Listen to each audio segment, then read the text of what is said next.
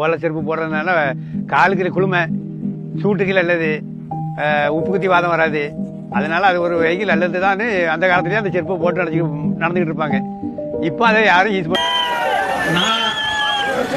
சொல்லுவேன். நான் பனையேறி நான் தான் இல்லாமல் அப்படியே விட்டுட்டாங்க. பனையிலேருந்து ஓலையை வெட்டி லேசாக வாடை போட்டு அதுக்கப்புறம் அதை கிழிச்சு அதுக்கப்புறம் பெட்டி இதை செருப்பு போடலாம். செப்பல் மாதிரி போட்டு எடுத்து ஓலை நாரை கிழிச்சு அது பெல்ட் பாருக்கு போல அதை போட்டு டயர் பண்ணோம்னா நல்லா இருக்கும். பனை ஏறதுக்கு ஆள் கிடையாது, ஓலையும் கிடையாது, பனைமரமும் கனம காலி ஆயிடுச்சு. அப்ப செருப்பு இல்லாத நேரம் இதை வச்சு நல்லது நடந்துச்சு.